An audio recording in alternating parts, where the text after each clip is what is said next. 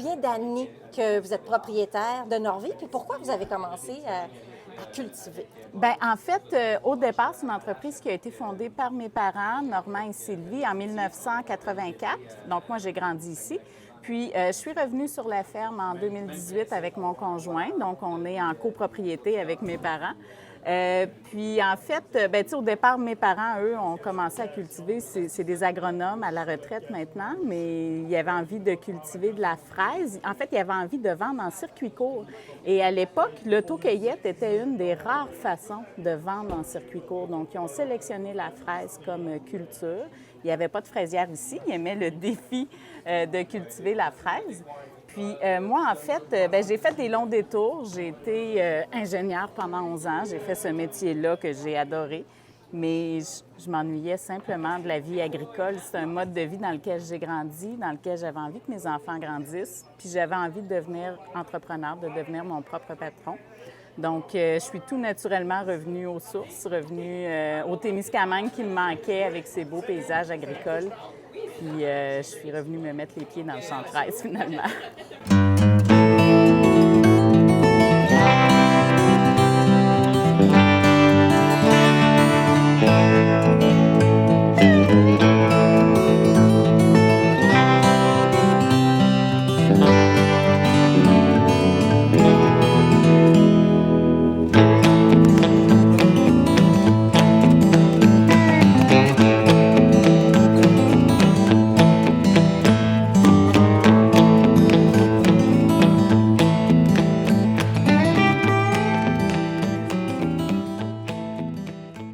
Quels sont les défis que vous avez vécus au travers de ces années-là, ou même en tant qu'enfant que vous avez vu de vos parents vivre les défis? Bien, l'agriculture, là, c'est des défis multiples. Il y en a qui sont techniques dans le champ de réussir à augmenter les rendements. Il y en a qui sont associés à la météo. Tu sais, il y a 2 ans, on a perdu 80 de nos fraises. C'est beaucoup de notre chiffre d'affaires qui drop. Puis il y a tout un défi aussi d'entrepreneuriat, de gestion d'entreprise, d'optimisation, de gestion de ressources humaines. Ils sont multiples, tu sais. Puis à côté de ça, bien, il y a le grand défi de réussir à équilibrer une vie pour rester en bonne santé dans un métier qui nous demande des heures de travail incroyables puis qui est une grosse charge mentale. Donc, ils sont multiples. On pourrait choisir partout. Mais tu sais, je pense que le défi principal des dernières années, ça a été de faire simultanément un transfert à la relève avec une croissance de production et une diversification de nos productions. C'est beaucoup de projets à mener en parallèle. C'était tout un défi à relever. On le fait. Je suis super contente. Puis maintenant, bien, le prochain défi qu'on a, bien, c'est d'optimiser tous nos processus parce que quand on grossit puis qu'on se diversifie rapidement, bien, on n'est pas optimal dans chacune de nos méthodes ou de nos façons de faire. Donc, finalement, souvent, ça va nous coûter plus cher produire quelque chose parce qu'on fait des détours inutiles. Donc, c'est notre prochain défi, là, c'est de reprendre chacun de nos processus, chacune de nos cultures, puis de tenter de diminuer nos risques, puis d'augmenter notre efficacité. Dans de la cultivation de fraises, c'est quand même saisonnier parce que c'est à l'extérieur. Oui. Donc, vous êtes au dépend de la température. Oui. Qu'est-ce qui est bon pour les fraises au niveau du climat? Est-ce que c'est la pluie? Est-ce que c'est plus de sécheresse? Un équilibre des deux? Bien, c'est toujours un équilibre. En agriculture, on va toujours répondre à un équilibre. Tu sais, pour la fraise, ce qu'on a besoin en partant, c'est un bon automne l'année d'avant.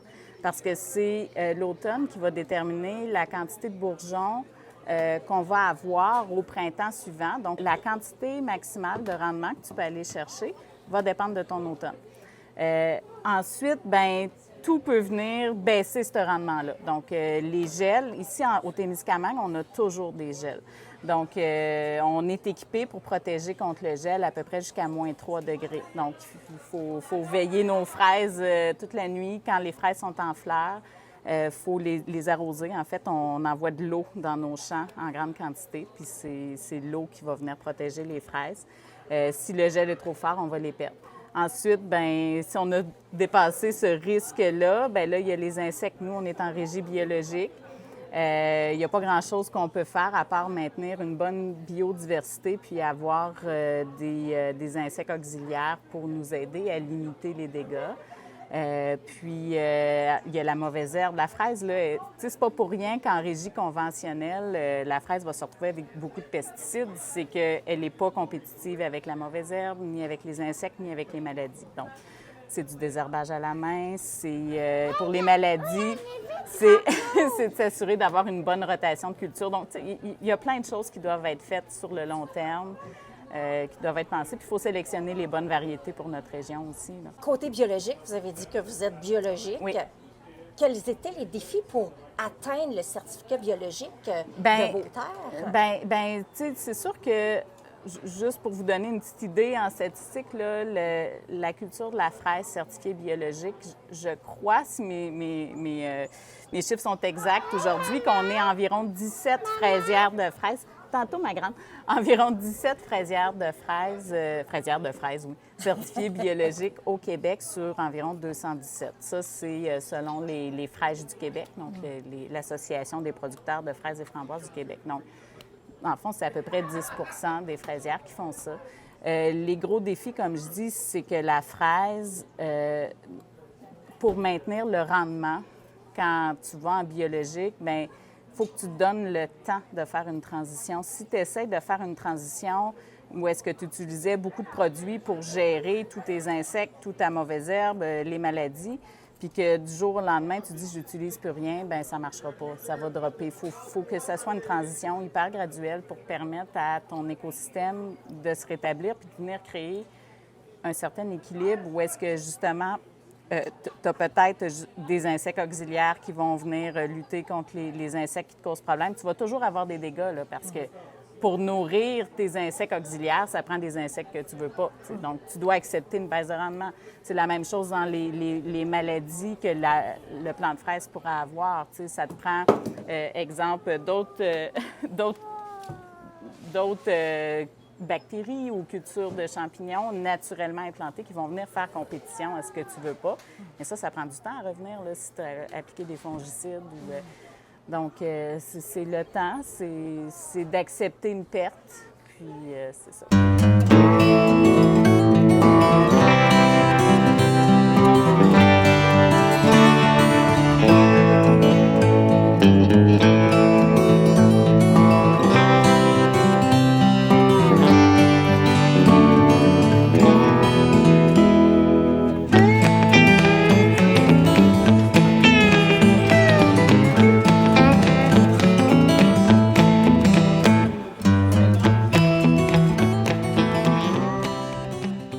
Est-ce que l'autosuffisance alimentaire pourrait arriver au Québec dans les prochaines années? Ben oui, si on n'exporte absolument rien, puis qu'on garde tout pour nous. On parle souvent de l'empreinte carbone. Moi, j'ai ma propre vision de ça. Je veux dire, si on veut vraiment réduire à zéro l'empreinte carbone, il faut viser l'autosuffisance. Il faut arrêter justement de manger des ananas qui viennent des pays chauds, des mangues. Il faut vraiment là, manger des fruits, des légumes de saison. Puis on le sait, au Québec, on a tout ce qu'il nous faut pour faire ça. Donc, on peut faire pousser à peu près ce qu'on veut. Est-ce que ça prend des habitats essentiels pour faire pousser ce qu'on veut ici au Québec, pour manger ce qu'on voudrait local? Bien, on le voit, on est au Témiscamingue, dans un champ de fraises. Fait qu'il y en a ici autant qu'il y en a sur la rive sud de Montréal. Donc, on est capable de faire des fraises, des framboises, des bleuets, des pommes, des poires. On a tout ce qu'il nous faut au Québec pour manger des bons fruits puis des bons légumes. Pensez-vous que le changement climatique va avoir un effet néfaste dans les prochaines années sur l'agriculture? Je pense que les agriculteurs vont faire face à un grand défi de s'adapter au changement climatique, mais sont pas mal plus spécialistes que moi, puis je pense qu'on est en bonne main. Au niveau de l'alimentation, ça fait combien d'années que vous faites ça, vous, que vous êtes dans le domaine de l'alimentation? Écoute, j'ai commencé en cuisine très jeune. Mon père avait un casse-croûte, fait que je travaillais les fins de semaine au casse-croûte. Depuis que j'ai 14 ans, je travaille dans des restaurants, puis j'ai arrêté de travailler dans les restos à 38 ans. Fait que j'ai fait 24 ans de restauration, puis c'est la 18e année du site web de l'anarchie culinaire boblechef.com avec des recettes, des articles sur divers restaurants et même des fermes, des rencontres que je fais un peu partout au Québec. C'est quoi les défis que vous avez rencontrés au cours de toutes ces années-là?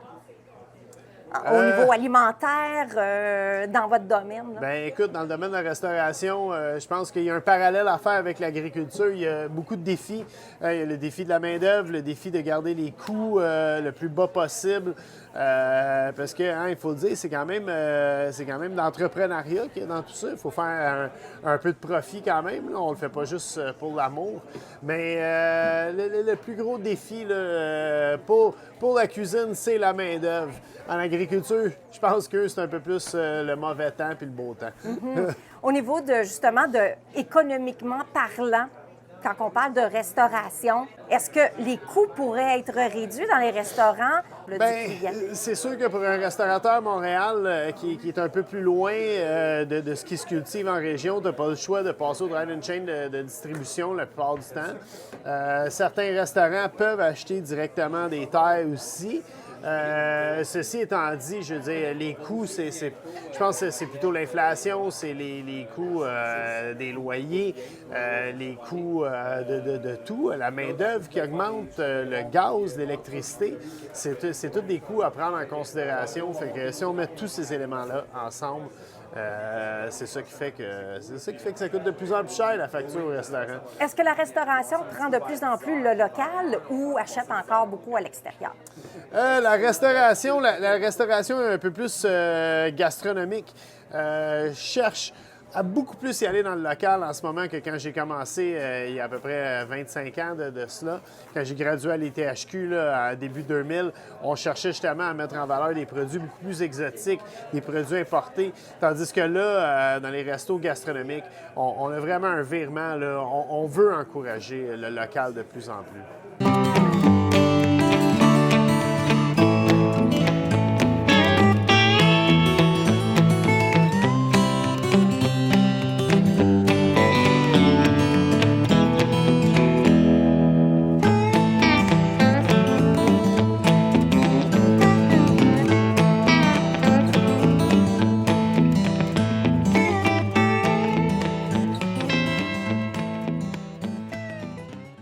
Vous qui êtes dans la politique, parlez-moi donc un peu, qu'est-ce que le gouvernement fait pour aider les agriculteurs en Abitibi-Témiscamingue? Bien, première chose, il faut tout le temps parler, il y a la financière agricole, d'une part, qui est là pour supporter les agriculteurs ici en région avec l'assurance récolte et autres, à toutes les fois qui, malheureusement, quand il arrive des conditions, d'une part. Alors ça, c'est vraiment une chose. Actuellement, depuis mon retour, donc, qu'est-ce qu'on travaille beaucoup? C'est des programmes d'aide pour supporter l'agriculture ici en région, en Abitibi puis au Témiscamingue. Par exemple, on reparle encore d'un fameux programme de drainage agricole qui est une nécessité ici avec les terres argileuses qu'on a, puis une plus jeune agriculture. Donc, on travaille beaucoup là-dessus. Après ça, les programmes d'aide, dans la période qu'on est actuellement, on se rappelle qu'il y a eu les feux de forêt, donc surtout en Abitibi-Ouest. Donc, il y a des programmes de support pour aider les agriculteurs là-bas à passer au travers de cette période-là. Pour le reste, qu'est-ce qu'on essaie de faire? Le gouvernement est en consultation actuellement pour voir des réformes, autant de la loi à la protection du territoire agricole que pour aussi d'autres programmes d'aide pour faciliter l'agriculture. Donc, le ministre va venir, entre autres, en région dans le cadre d'affaires gourmandes. On va en profiter, faire une tournée régionale avec les gens de l'IPA ici pour visiter des fermes, particulièrement au Témiscamingue, pour avoir vraiment savoir qu'est-ce qui répond aux besoins de nos agriculteurs. Et hier, tout récemment, le premier ministre a parlé de favoriser la production bovine ici en région. Donc, si on parle de ça, il faudrait parler d'abattage également. Puis, en terminant, un gros projet ici qu'on a au Témiscamingue avec l'université, c'est pour la production des grandes céréales ici au Témiscamingue. Puis le gouvernement a contribué là-dessus avec une aide financière pour aider le démarrage de ça. Est-ce qu'il y a, si on parle de changement climatique, il y a un enjeu qui est là de plus en plus. On le voit en Abitibi par les feux, mais on le voit ailleurs aussi par des inondations sous toute forme. Ici, en Abitibi-Témiscamingue, est-ce qu'il y a un plan d'adaptation au changement climatique qui se travaille justement pour aider à contrer ou aider à ne pas vivre trop difficilement les enjeux C'est une excellente question. Au moment qu'on se parle, je n'ai pas beaucoup parlé là-dessus avec l'Union des producteurs agricoles ici régionale, mais c'est définitivement un enjeu. Puis quand on le regarde, par exemple, comment c'est vraiment localisé, ici au Témiscamingue, il n'y a pas de problème de sécheresse. La production, entre autres, de foin va bien, si je prends cet exemple-là, tandis qu'en Abitibi-Ouest, c'est la sécheresse. Donc, on voit vraiment, même sur des bases régionales, des changements majeurs. Et le gouvernement, avec tout ce qui se passe actuellement, on parle effectivement d'adapter notre environnement au changement climatique. Et c'est certain qu'ici, en région, non seulement pour l'agriculture, mais dans la région générale, il va falloir mettre en place des plans adaptés au changement. C'est un incontournable, on n'a pas le choix. Il faut aller vers ça, c'est certain. Croyez-vous à l'autosuffisance dans les prochaines années où les Abitibiens ou les gens qui habitent au Témiscamingue pourront manger totalement local? Le gouvernement, depuis plusieurs années, même quand j'étais là antérieurement, on parlait des circuits courts. Qu'est-ce qu'on voulait? C'était vraiment que les productions locales partent d'ici puis qu'ils aillent directement chez nos producteurs agricoles. Puis on parle souvent des marchés publics, mais il faut plus que ça. OK? Puis, si on se rappelle, dans le temps, il y avait les serres de Guyenne qu'on avait ici à l'époque en région, puis que la production était amenée à Montréal, puis avant qu'elle revienne ici, c'est un non-sens. Quand je regarde les daines rouges, au moins, on est capable de l'avoir dans nos marchés ici en région. Puis ici, à Ville-Marie, on voit que le marché qu'il y a là, le IGA local, il fait beaucoup de place aux produits régionaux. Donc, il y a du travail à faire là-dessus, mais ce n'est pas seulement le gouvernement, c'est sensibiliser les chaînes, les supermarchés et autres, de prendre des produits locaux puis de les amener directement à ces tablettes. C'est un partenariat de tout le monde qui va aider nos producteurs à ce moment-là à avoir plus d'argent effectivement dans leur poche. La semaine prochaine, on vous amène à visiter un maraîcher, une érablière et un vignoble du Témiscamingue.